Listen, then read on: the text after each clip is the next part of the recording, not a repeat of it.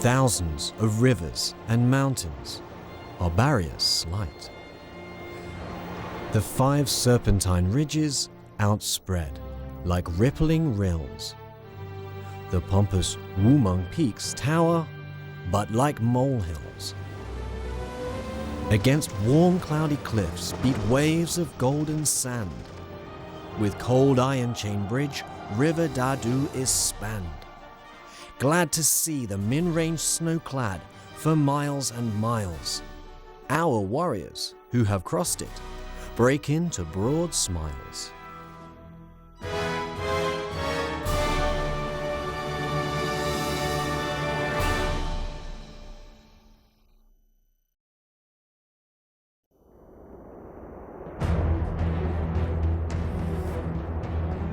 In the late 1920s and early 1930s, patches of red appeared one after another on the map of China. They were revolutionary bases established by the Communist Party, also known as Soviet areas. At their height, there were a dozen of these revolutionary bases, covering a combined area of over 400,000 square kilometers, with a population of some 30 million. Most were located in border areas where 2 or more provinces converged in central, southern, and southeastern China.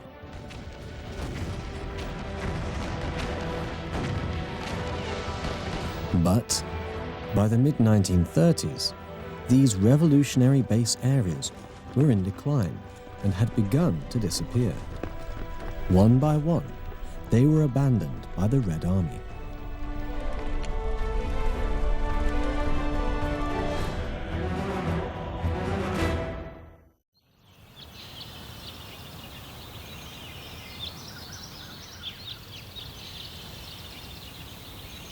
Spring is the season of optimism and renewal. But for the Chinese Revolution, the spring of 1927 was the darkest ever.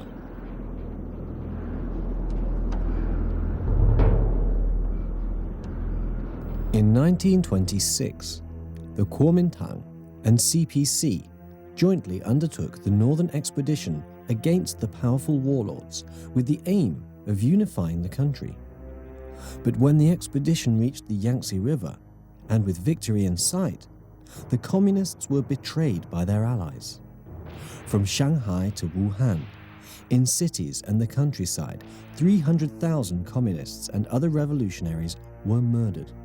The killing was described by a foreign reporter thus: "There has not been such a barbarous, ruthless massacre in China since the bloody suppression of the Taiping Army in the 1850s. The bloodbath shocked the communists into confronting the reality. The only way they could defend their beliefs, they reasoned, was if they had their own military force. During the night of August 1st, 1927, gunfire cut through the darkness in Nanchang, in Jiangxi province. It signaled the start of the communists' armed resistance against the Kuomintang. A week later, on August 7th, 1927, the CPC held an emergency meeting in Hankou in Hubei province. The delegates agreed several key policies, most notably on the agrarian reform and armed struggle. It was at this meeting that Mao Zedong made his famous statement, "Political power grows out of the barrel of a gun." 毛主席说的香港这里面出政权呢，主要就是要搞武装斗争，用武装来消灭国民党，建立政权。 The Nanchang Uprising, the Autumn Harvest Uprising, and the Guangzhou Uprising. Although they all ultimately failed, they were important in demonstrating the CPC's resolve to face up to the reign of terror launched by the Kuomintang. More significantly still, the armed resistance led to the creation of the CPC's own army.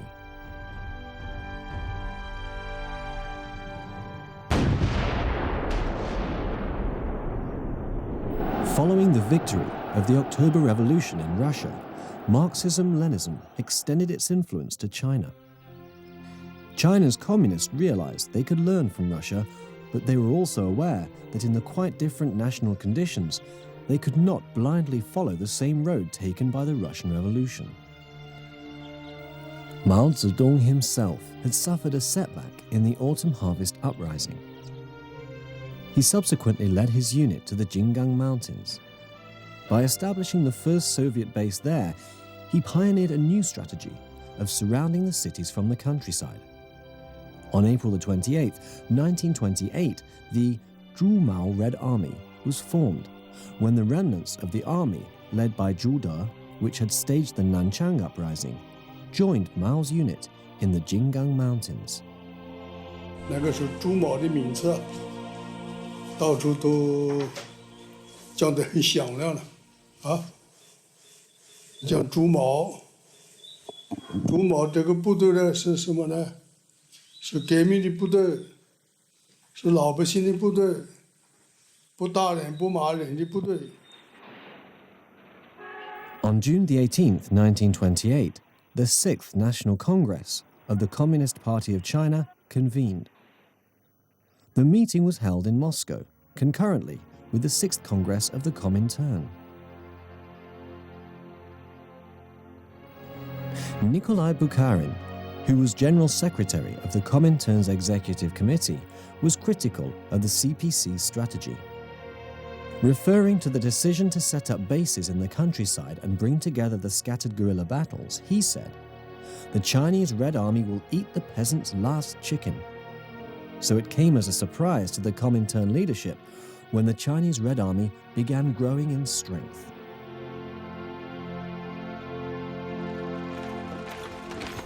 这时候我们就已经有3块这个根据地了，苏区根据地，啊，游击师啊、抗捐军呐、游击队呀，这个时候的名声就比较大了，敌人也发现我们呢有企图了，所以呢，从1月份开始吧，国民党就组织了第1次围剿。 Between November 1930 and the autumn of 1931, the Zhu Red Army inflicted 3 defeats on the encircling Kuomintang forces. In the course of this, they linked up 2 Soviet areas, namely southern Jiangxi and western Fujian. This created the Central Soviet area, covering 84,000 square kilometers and with a population of over 4.5 million. This success and the subsequent setting up of the Hubei Henan Anhui and Hunan Western Hubei Soviet areas, each with a population of over 1 million, lit a revolutionary fire in the heart of Kuomintang territory. On November 7th, 1931, which was the 14th anniversary of the October Revolution, the first National Congress of the Chinese Soviet was held in Ruijin, Jiangxi Province. Over 600 delegates attended. The main decision they took was to found the Provisional Central Government of the Soviet Republic of China, with Mao Zedong elected chairman of both its Central Executive Committee and its People's Committee. For the first time, people started calling him Chairman Mao.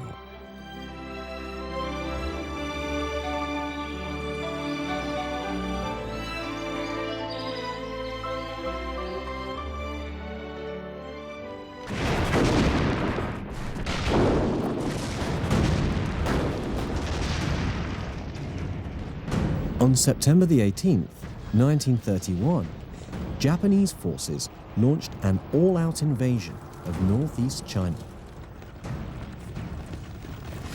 Yet Chiang Kai-shek refused to confront the Japanese. Instead, he continued to focus his forces on wiping out the communists in the south.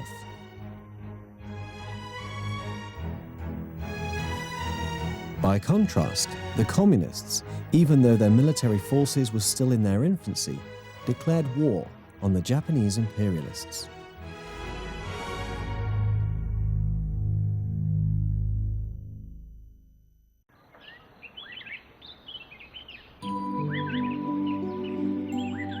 This Ming Dynasty-era hall once served as the headquarters of the government of the Soviet Republic of China.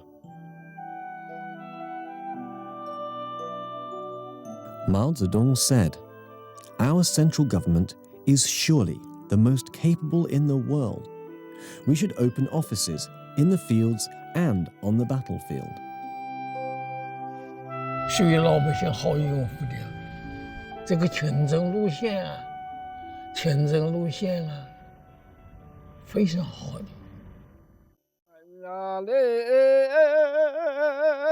俺书记个官不就好造风喏，俺是那个官僚就去旁哎公。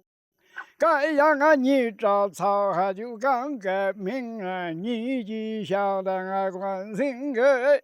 要走上路啊，大瓦等恨我龙。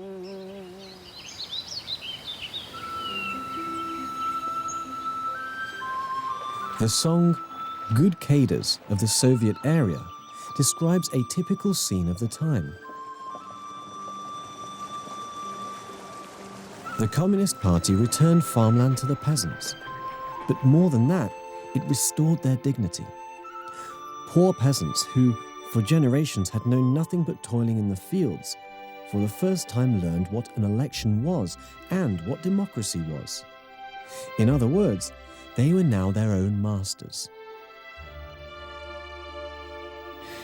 Young people widely embraced the new social ideals. In the Soviet areas, they flocked to join the Red Army.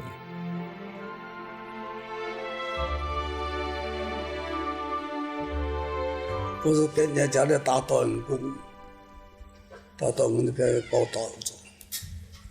我说听到啊，红军到了10天，离我家几十里路，我们2个人，我们商量走到红军去，晚上2个人走。我15岁的时候去参加红军的。我参加红军的时候啊，没有衣服穿。红军里面的2个女同志，一个人给了我一件上衣，一个人给了我一条裤子。这样，我就成了红军里面的一个战士。The new policies had such a powerful impact that they were felt even within the Kuomintang ranks. Just a month after China's Soviet Republic was founded, the entire Kuomintang 26th Route Army defected, and its 17,000 soldiers, sent to wipe out the Red Army in Ningdu, now joined it and became its 5th Army Group. 当兵就要当红军，帮助更人大的人，关照士兵都一样，没有谁来压迫人。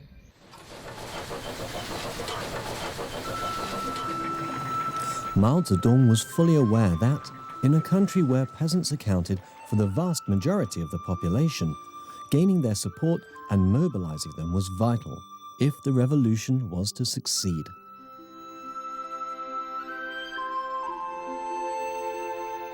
Based on a long study of Chinese society, Mao Zedong wrote a number of reports. Among them were Report from Xunwu, Combating Bookishness, and Report from Xinguo. It was at this time that he reached a number of key conclusions, among them that there could be no right to make decisions without first investigating. Also, he was convinced that only by planting the seeds of Marxism could China flourish. Mao Zedong's ideas won widespread support among the ordinary people in the base areas, but were rejected by some members of the CPC Central Committee. They leveled a number of accusations against him, calling him a valley yokel and describing his ideology as Marxism-Leninism from the remote hills.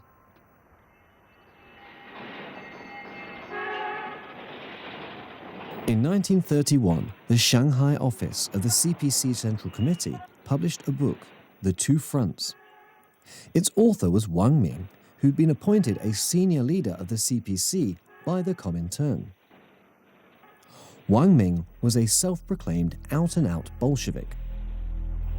After he came to power, leftist dogmatism began to take control within the CPC and soon spread to the various Soviet bases.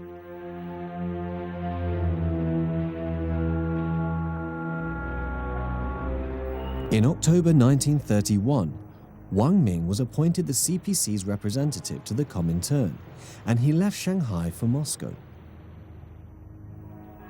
24-year-old Bo Gu took over the leadership of the Provisional Central Committee of the CPC, but he continued to pursue Wang Ming's policy line. Mao Zedong's leadership in the Soviet areas was criticized and rejected by the leftist leadership. The matter came to a head at the Gannan and Ningdu meetings, when Mao Zedong was removed from his leadership posts in the party and army.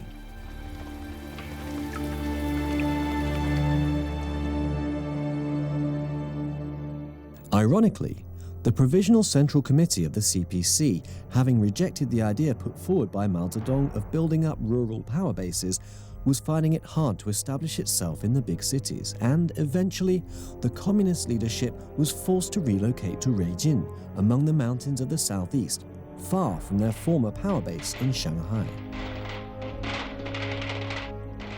The Provisional Central Committee arrived in time to witness another victory by the peasant forces. Under the command of Zhou Enlai and Zhu De, the Red Army defeated Chiang Kai-shek's fourth encirclement. 反四次围剿毛主席就没有权利了，指挥军队了。他是前锋打仗呢，还是按照毛主席这个战略方针打下去的？所以四次围剿粉碎了。 Chiang Kai-shek was so devastated by this latest military defeat that he is said to have described it as the worst pain he ever suffered.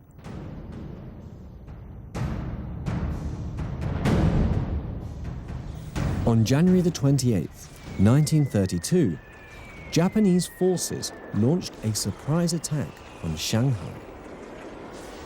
By March the 2nd, the city had fallen. Under the terms of the Shanghai ceasefire agreement, signed on May the 5th, the Chinese army was obliged to withdraw completely from the city and the surrounding areas.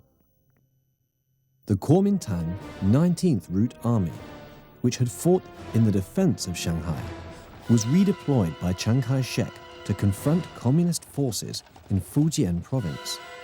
In May 1933, the Kuomintang authorities signed the Tanggu Truce with Japan, opening the way for Japan to expand its occupation across northern China.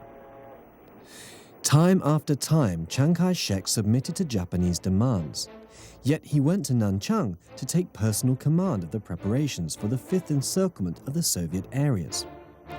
150 combat aircraft were bought from the US and heavy artillery from Germany. He also organized officer training courses on Mount Lushan, where he addressed the cadets in person on 23 occasions, saying, "Anyone who calls for resisting Japan in the north will face immediate execution." German General Hans von Seeckt was hired by Chiang as his military advisor. Von Seeckt advocated a scorched earth policy, combined with a series of fortifications designed to force the communists to fight in the open. The Kuomintang established a spider's web of fortifications around the Red Army base in Jiangxi, including more than 3,000 bunkers. Chiang Kai-shek described it as a net cast over the pond of the Soviet base. The pond, he said, would be sealed off and drained, and then all the fish it contained would be caught in the net. 国民党军那个时候说，以全国的力量呢，集中物资、人力、物力、财力啊，把这个地方就真的就活的是大物资了。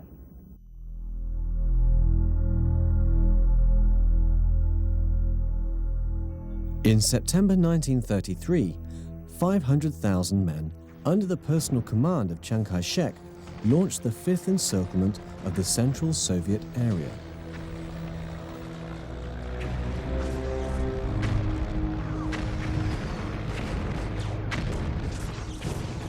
枪无弱，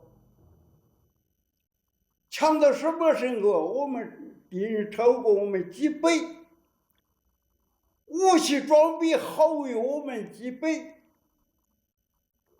我们那是一个年队呀，都是只有步枪，没有轻机关枪。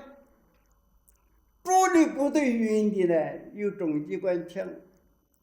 我们的子弹呢少得可怜，一个人好多5颗子弹，手榴弹呢几乎没有枪啊，没有子弹。Mao Zedong's tactics in the previous anti-encirclement battles had focused on mobility. The Central Red Army had tempted the enemy to attack and had launched swift counter-offensives on any isolated units that had been sucked in too close. Always, though, the Communists had acted with great caution. But in countering the Fifth Encirclement, the Provisional CPC Central Committee, led by Borgu, rejected this strategy. Despite the massive Kuomintang strength, they abandoned Mao's cautious approach and became reckless. Before long, the tide began to turn against them. On September the 28th, 1933, Lichuan, a major strategic town in the Central Soviet area, fell. That same evening, Otto Braun, a military advisor sent by the Kuomintang, arrived in Zhimin. Borgu, who had very little military experience, was excited by the arrival of the German officer. He was convinced that Braun, a graduate of the renowned Frunze Military Academy in the Soviet Union, was far superior to Mao Zedong and Zhu De as a military strategist. Braun could not speak a word of Chinese. Even so, when he suggested at a CPC Central Commission meeting that a whole new military strategy be adopted, he won the day. Mao Zedong's opinion was rejected.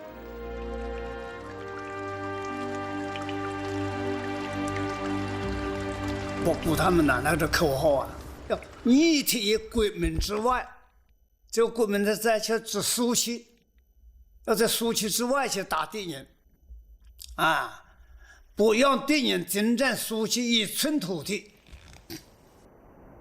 The problems were compounded by Otto Braun's refusal to acknowledge the reality of the situation in China. He adopted tactics that brought disaster down on the Red bases. He failed to recognize the difficulties in negotiating the mountainous areas of southern Jiangxi and western Fujian on foot. He relied too heavily on maps rather than assessing the situation on the ground, so that exhausted Red Army troops would often run into an enemy that was well rested. But his most serious mistake was to expect the numerically weak and poorly equipped Red Army to fight pitched battles with the far superior Kuomintang forces.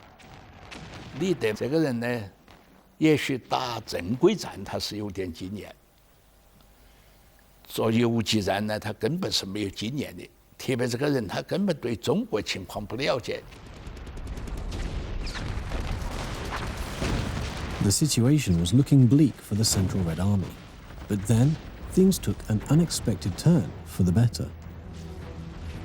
In November 1933, the Kuomintang's 19th Route Army, which had been sent to fight the Central Red Army, rebelled.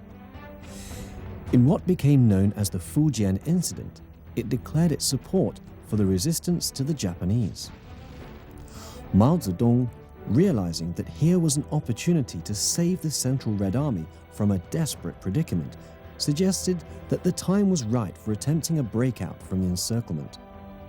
His plan was to join up with the 19th Route Army and then launch a crushing attack on the enemy in Jiangxi and Fujian. But Mao's advice was rejected by Borgu and others, who feared losing the base areas. Mao countered with another suggestion, that the Red Army should lure the enemy forces in Jiangxi into Hunan, where they could be wiped out. But both Borgu and Otto Braun said no to this too. And so, a valuable opportunity to break the Fifth Encirclement was lost.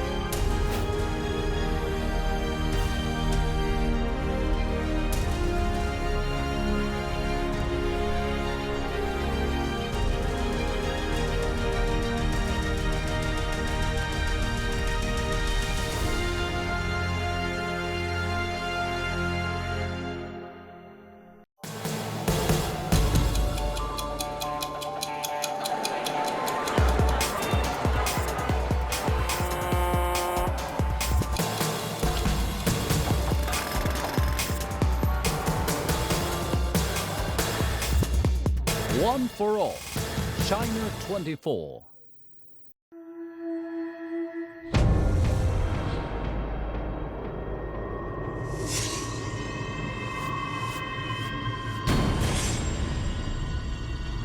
Culture Express.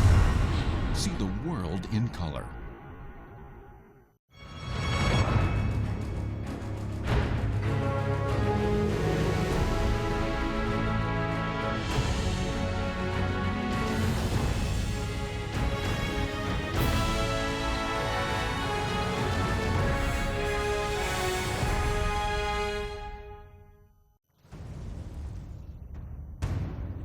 By April the 10th, 1934, 10 Kuomintang divisions had gathered, ready for an attack on Guangchang, the northern gateway to the Central Soviet area. Guangchang lies 150 kilometers to the north of Ruijin. Should it fall, the road to the Red Capital would open up before the enemy. Otto Braun's response was to order the building of bunkers along the front line at Guangchang. But this was suicidal, as the Red Army soldiers in their bunkers were sitting ducks, exposed to attack by Kuomintang aircraft and artillery. 人家有飞机大炮，咱们的大炮也很少很少，飞机没有，是吧？另外也用碉堡政策，推到哪里，碉堡做到哪里。我们也在这边也做碉堡，你的碉堡做好了以后，他一个炮弹就给你打掉了，他的那你打不了。我在临时修碉堡嘛，我修了1个月，那没有手榴弹，用这个酒瓶子搞海参炸药倒手榴弹扔出去，看见那个松树到路财，没有子弹。Guangchang fell on April the 28th, 1934. In 18 days of fighting, the Red Army had lost more than 5,000 soldiers. At this devastating setback, Red Army commander Peng Dehuai was unable to control his anger.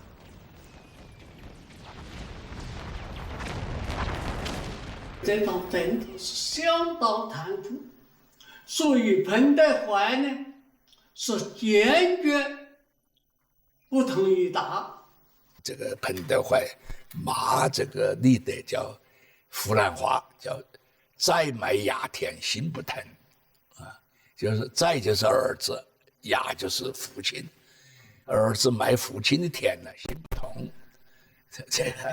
这把你得说他封建，这个确有是，这个是，这我在场。After capturing Guangchang, the Kuomintang forces moved on Ruijin, taking Xinguo, Ningdu, Shichang, and other strategic places along the way. The Soviet area was on the verge of being overrun.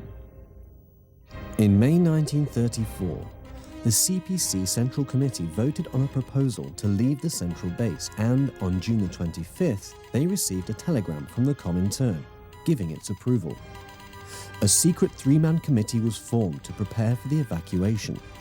The three were Bo Gu, Otto Braun, and Zhou Enlai. The recent setbacks had badly affected morale in the Red Army. 我真是毛主席，整个人现在怎么办？他告诉我，说了，你要集中力量，给一个出现呢，加强训练、锻炼。有一个啊，早天文的弱点，大天文一路，大天文的侧路，大天文的尾巴。 Under Mao's orders, southern units of the Red Army launched frequent raids on the Kuomintang's grain and ammunition depots. They also led the enemy on a wild goose chase among the mountains. For a time, these guerrilla tactics proved highly successful.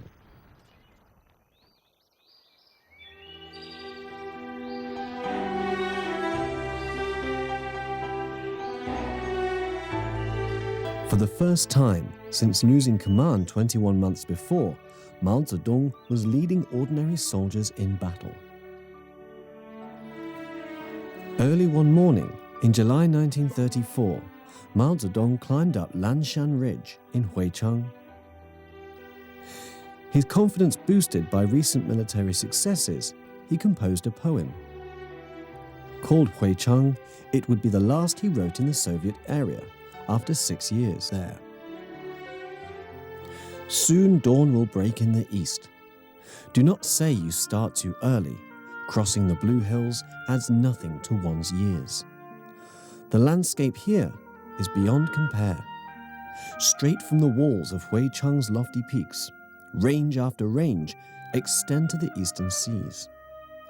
Our soldiers point southward to Guangdong, looming lusher and greener in the distance.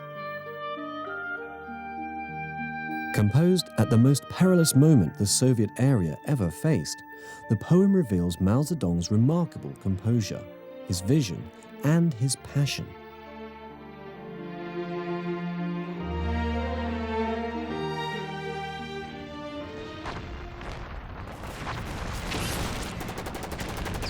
Despite the successes of the southern forces, defeats suffered by other Red Army units meant the Kuomintang advance could not be halted.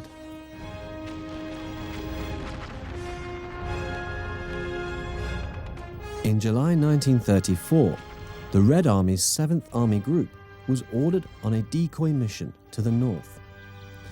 But its numbers were too few to tempt the Kuomintang forces to leave their positions. Having reached northeastern Jiangxi, the 7th Army Group merged with the 10th Front Red Army to form the new 10th Army Group. However, the 10th Army Group found itself surrounded on Mount YAOCI in Jiangxi province. They were defeated by a far superior enemy force, and their commander, Fang Zhimin, was captured. Chiang Kai-shek, delighted to hear that such a prominent communist as Fang Zhimin had been captured, went in person to see the prisoner and tried to persuade him to submit to the Kuomintang. But Fang's simple response was, "Give the order for my execution." In prison, Fang Zhimin wrote a series of articles totaling more than 300,000 words. They included Honest Poverty, Account of My Prison Life, and My Beloved China. 2 weeks before his 37th birthday, on August 6, 1935, Fang Zhimin was escorted to the execution ground beside the Ganjiang River he stood on the river bank for a few moments before turning to the executioner and saying, "Okay, now."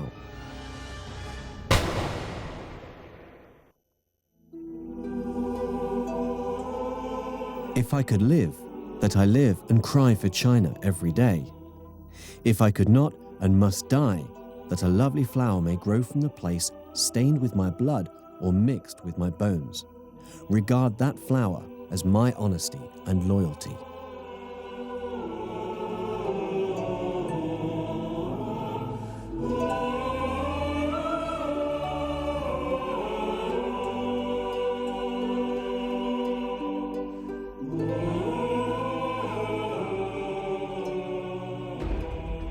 In late July 1934, the 6th Army Group was ordered to move westward to join up with the 3rd Front Red Army. Together, the two forces would reconnoiter the route to be taken by the Central Red Army. They met in Muhuang in Guizhou Province in mid-October, whereupon the 3rd Front Red Army reverted to its former name, the 2nd Army Group. 会是打扰一下，因为他那个部队没有电视台，没电台，我们有电台，后来才知道他们是河南的部队。会合以后，河南一个讲话很有意思，他说：“你们刘军团的同志，以为到了河南的地方，就可以好好休息了。” 不行，河南的根据地在哪儿？在脚板上。Working together, the 2nd and 6th Army Groups coordinated the operations of the entire Central Red Army.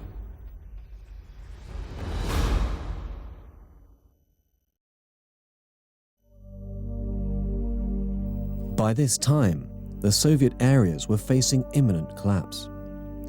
The Kuomintang's economic blockade and military encirclement were causing extreme deprivation. Even the salt supply had been cut. 说实在话，是苏区里面敌人围剿，实在站不住脚了，没有吃的了，层层又是。 有的村子里面完全是垮了，养活不了军队了，所以要战斗，要红军占了专业，要开辟新的根据地啊。 To counter the Kuomintang's advance on Ruijin from the north, the Red Army established a defensive position at Gaohunao. The ensuing battle there was brutal.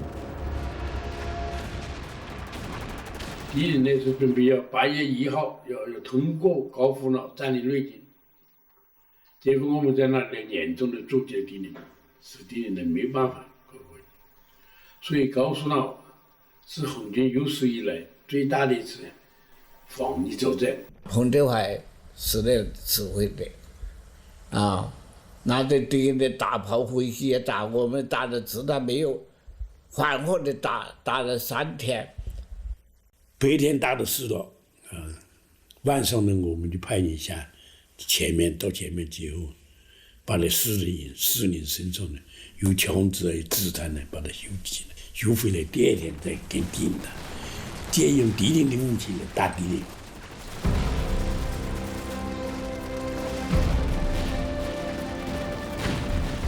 The Kuomintang forces were halted in their tracks and suffered more than 4,000 casualties.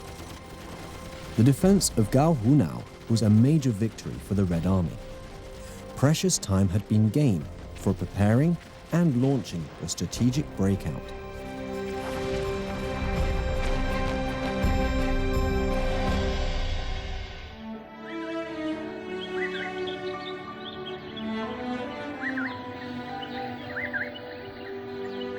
The preparations were going on in secret. Nie Rongzhen, commissar of the 1st Army Group, recalled. Lin Biao and I had rushed to Ruijin.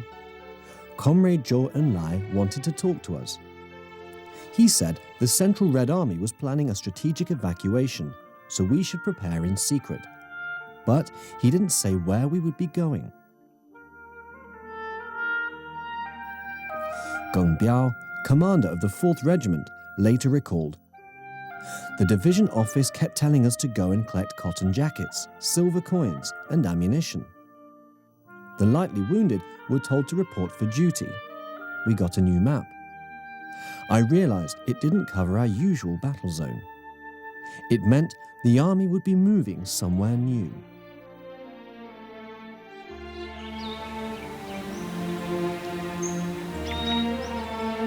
Meanwhile, the Red Army was building up its ranks.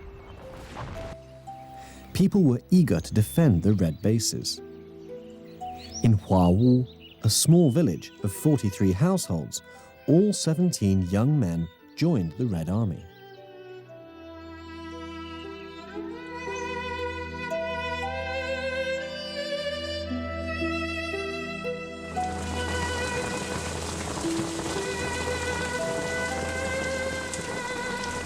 革命的时候，这个靠到啊，靠的战场嘛，那那个修来影响下子鬼呀，老鬼都搞清楚。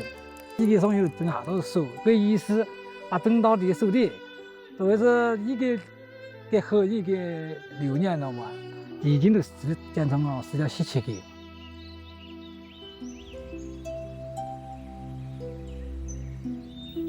The pine trees have grown tall, but none of those who planted them ever returned.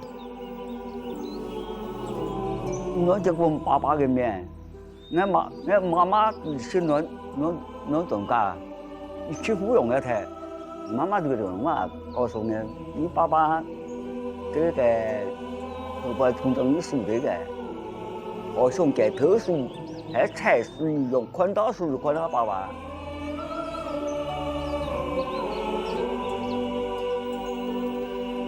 A vivid reminder of the Red Army soldiers from the Soviet area, the 17 pine trees are a living memorial.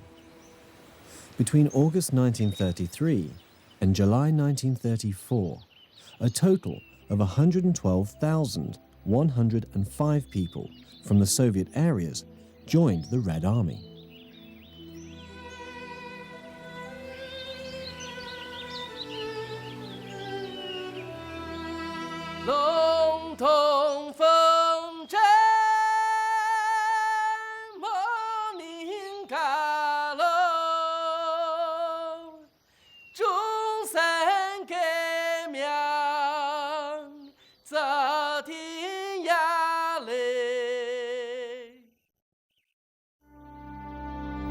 While the Red Army's preparations for a breakout continued day and night, they received information that Chiang Kai-shek was planning a new onslaught. Called the Iron Barrel Plan, it would be a massive attack on the Soviet areas. With time running out, on October the 10th, 1934, the CPC Central Committee and Military Commission departed from Ruijin and the nearby areas. The Red Army's great strategic maneuver had begun.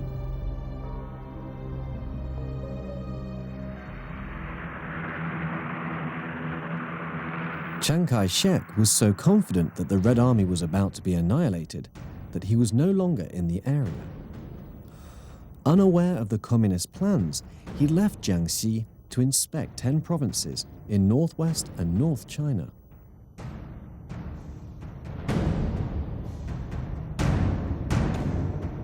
我们也不懂得什么长征不长征，晚上有个紧急集合，吹个紧急集合，好就集合啊。那时候部队也简单，装备也不是那么复杂，打上个小背包，反正背上枪就紧急集合就走了。 The CPC Central Committee and Military Commission marched in 2 columns. They were joined by the 1st, 3rd, 5th, 8th and 9th Army groups. In all, 86,000 people set out on the long march from Jiangxi. The main army's withdrawal would be protected by two forces, Xiangying and Qianyi's 24th Division, plus a local unit of over 16,000 people would stay behind to provide cover and continue the guerrilla war.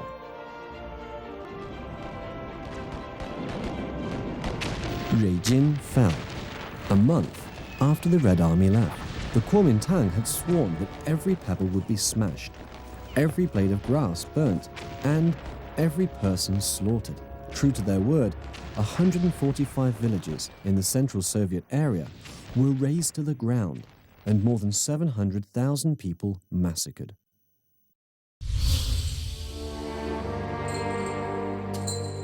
Chu Qiubai, a key CPC leader, was captured in February 1935 on his way to western Fujian. In response to the Kuomintang's efforts to woo him, he said, "People love their history more than birds love their wings. Please do not tarnish my history." Early in the morning of June the 18th, 1935, with a light mist veiling Luohan Ridge in the town of Changting, Chu Qiubai strolled out onto a lawn. He sat down with his legs crossed and, smiling to his executioner, said, "This place is fine." He went to his death calmly, singing the Internationale. He was 36.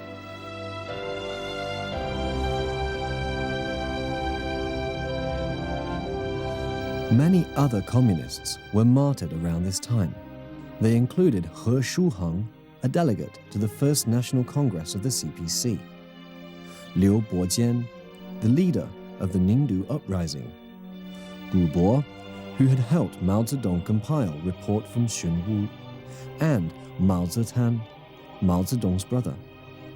The tragic news only reached the Red Army much later, in northern Shanxi.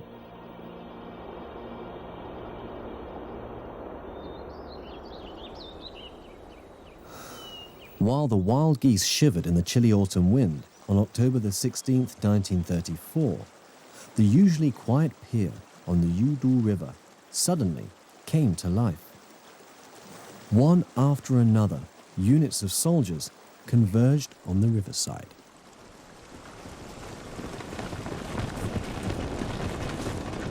Though sick and confined to a litter, Mao Zedong organized the building of a pontoon bridge across the river. 800 boats were commandeered for the task. To avoid alerting the enemy, the Red Army set up the pontoon and crossed the river during the night and dismantled it before first light. 老百姓呢是怀念红军，所以呢，要什么给什么。一度的是一条河呀，比较大，结果打那个风桥啊，都是老百姓的门板呐，这个来打的浮桥。万寿沟的河，随军走，随补给走，晚上到哪里去，就跟着走就行了。那一天放梗怎么样回事啊？根本不知道，团级干部都不知道。In the darkness of the night, people waved goodbye to the Red Army. The sound of footsteps disappearing into the distance, the fading neighing of the horses. It all brought tears to the eyes of the many wives, mothers, and children. And so, the long march got underway. The Soviet Republic of China had become a state on the move. But where would the Red Army go? Where was the ship of the Chinese Revolution heading?